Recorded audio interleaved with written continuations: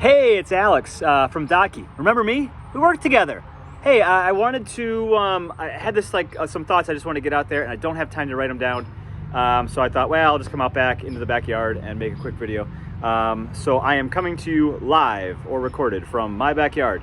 One thing I don't bring up very often is that my backyard is actually in the inner city of Milwaukee.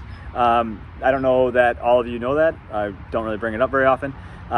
We live here because we think that we can do life differently, and this is a different way to do life, and it's actually working out pretty good. Kind of happy about it. So, but one of the reasons why it's been working out pretty good is because equity is always on my mind. It's always on my wife's mind. It's like what we talk about like all the time. Like, what do we see? How is that injustice like being played out by like those things that we just saw? And anyways, so equity is like super important to me. It's super important to a lot of people. I'm not the only one that it's important to by any means. But what living in the inner city does to you is you kind of have like multiple perspectives. So like you have the perspective of somebody that lives here because like you are living here. I've lived here for 14 years. And I have the perspective of not living here. Grew up in a suburb outside of Chicago. So all of that to be said, equity is super important, and we're going to try to see things from both perspectives here. So we have those like equity pillars that we've been talking about: student empowerment, student as assets, student-centered design, prevention of unmet potential. The student empowerment one could be a little, maybe tweaked a little bit. It's like helping a kid like become like who they are as an individual. It's like valuing them as an individual, but then it's also like the asset part is like celebrating them, so they're kind of the same. It's okay. So I wanted to just like real quick, a couple of things that happened during the last staying at home time. Or just like a couple of themes like I've seen like throughout working at our school district. So this was my 10th year in our school district. And the first thing is that opting out is more equitable. Like having making a family have to opt out of something is more equitable than like having a family opt into something. So like if we're going to talk about transportation and like equity in transportation, like we would not want to send out like a flyer saying who is going to opt out of this. Because honestly, sometimes that just doesn't translate. It just doesn't, I don't know, it doesn't happen. It doesn't happen to any family. I mean, it can happen to any family, but there's probably a higher percentage chance that it's going to happen to a family that is coming from a set of circumstances like my neighbors would be coming from. And so opting out is more equitable than forcing parents to opt in. So if we're thinking about our procedures and our protocols, we might want to consider that. The second thing is something that I noticed. I just noticed it. I don't know. I didn't know what it meant. I just thought, well, that's interesting. The second thing is that me. I did, me. This is a me thing and a you thing, and it's an all of us thing. We got kind of mad or a little surly, like when kids wouldn't engage in online learning. Like we can't do that. We can't get mad at them. Okay? Like if online learning isn't for them, like we can't get mad at them. But then we got to go next level and say like, okay, we did some online learning. That might not work. If we're forced to all do online learning, we need to be thinking right now how we're going to make it work for the families that it doesn't work for. In fact, we have to expect some families to not engage in that. And then really, like if we want to go like super next level, which is I think like where a lot of us are kind of headed. I live right by the highway. That's why it's so loud. If we want to go super next level, which is where like I think a lot of us are really headed in that direction. Like we really want to be cautious. We really want to make decisions that are in the best interest of kids and families, and like the academic attainment of those kids. We should really like look at disengagement as a cry for help. Like you aren't engaged. You're not buying what we're selling. Why aren't you buying what we're selling? There's nothing wrong with you. It's us. We're the ones that are wrong. You don't want what we're selling. So we're either selling the wrong thing, we're not selling it to you the right way, or probably some combination of those, and probably a couple of other things. I don't know. I'm just spitballing here.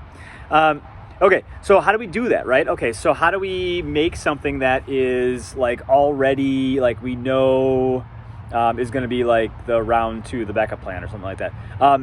We do this thing called designing to the margins. So student-centered design. Like we take into account what kids want, what families want. And we don't come at it like we know or have all of the answers, because we do not. Because what they want, if they aren't buying if they're not buying what we're selling, they don't want what we're selling. And so we got to figure out a way to sell something that they want. And so we need to design to the margins. And so design like over design, like overly complicated or overly complex in our design, which probably means that it's like super simple. It's probably like so well thought out that it's actually like the easiest thing, and it just kind of makes sense. So that could be something that maybe that we're looking for, designing to the margins. We're going to think about a family that's disengaged, and we're going to design an educational experience specifically designed to engage them. And when they don't engage, or if they don't engage, then we're going to say the problem isn't you, the problem is us, and we need to do better. This is not a fault of anybody. This next thing I'm going to say means this is not a finger point to any single person or anything at all. But we are under the assumption, and Milwaukee Public Schools is like the same thing, and just in general, like we assume access is only limited to technology needs. That's different than maybe what we need to be thinking about. What if access? What if it means like access and understand? Okay, so this is big, so I had to write it down. What if it means that access is really like an understanding of why school is important and the role that education plays in a kid's future? What if we haven't made access points into that? And maybe that's something that we got to be thinking about. Again, this is not like a shame. No shame, no nothing, no judgment. It's the same thing that Marty talks about at the beginning. That's not the point. The point is that the next time around, hey, my wife has this Post-it note on her computer upstairs. She works from home. She actually spends more time in the inner city as a white woman, a white 39-year-old woman, than any other white 39-year-old woman. It's wild. On her computer, though, it says we're not here to be right. We are here to get it right, and that's what we have to do. We got to get it right. Couple other thoughts. Two more thoughts. Okay, the first thought is if a parent is able to keep their kids home, that's a luxury. Like, that's a luxury for them. So we need to remember that. I don't know what that means. We need to remember it. My kids can stay home. My wife works from home. It's going to be really hard for her. I'm hoping that there's in some ways that I can also work a little bit from home, because, again, like, it'd be really nice because my kids are going to an NPS school and they're going to be home. But the ability for us to keep our kids home, that's a luxury. I can point to that house again, that house. They don't have that luxury. I know for a fact that they're not going to be able to have their kids stay home. They're not going to be. I know it. They're not. It's a luxury.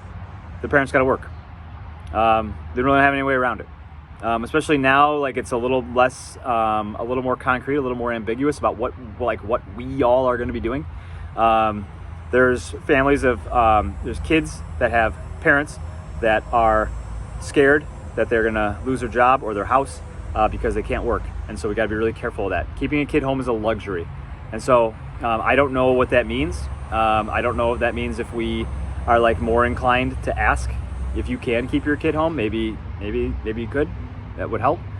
So that the people that don't have it as a luxury are able to keep their kid home. Because not everybody has that luxury. So I don't know what that means. I think it means we just need to remember that. We just got to remember, right? Like, I can afford to do that. Not everybody else can. And then the last thing is there are many questions that we have to be asking ourselves, and they're different questions than how do we do this. There are questions that are more like, and I don't have these questions written down because they're for each of us. So I'm not going to like tell you these are the questions that you need to follow through. It's not that.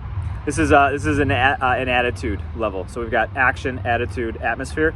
We're creating an atmosphere by like being really thoughtful about what we're going to do, and then we're going to develop some attitudes about like how we can develop things and make them really fair and equitable, and then we're going to have some actions that are going to do those things. So the attitude though is that we got to be like, probably when it comes to equity and empathy are probably, I don't know, I haven't thought about this, I'm just saying it right now. Equity and empathy are probably really related to one another.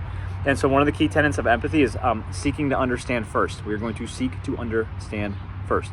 So think about or seek to understand. Maybe we're doing some empathy interviews. Maybe we're asking questions of the people that are going to use our systems, which we do all the time, yes. But we're just in a different time. And so maybe we got to ramp it up a little bit. So we are going to seek to understand first. So we've got student empowerment, student as assets, student-centered design, prevention of unmet potential. Remember that opting in is less equitable than having to opt out. We can't get mad at families that aren't engaged. We need to see that as a cry for help, and that we maybe didn't design something that was the best for them. Again, that's no judgment, no nothing. We did an awesome job in the spring, but we're going to do an even better job in the fall. Because we're going to design, to the margins, right? Like we're gonna design some things that are going to be like, we're going to just assume some people aren't going to engage, but then we're going to help them understand how important it is, how important it is for us that we don't leave any unmet potential on the table, and we can't go a whole fall and spring possibly without getting their kid learned up. All right, so that was it.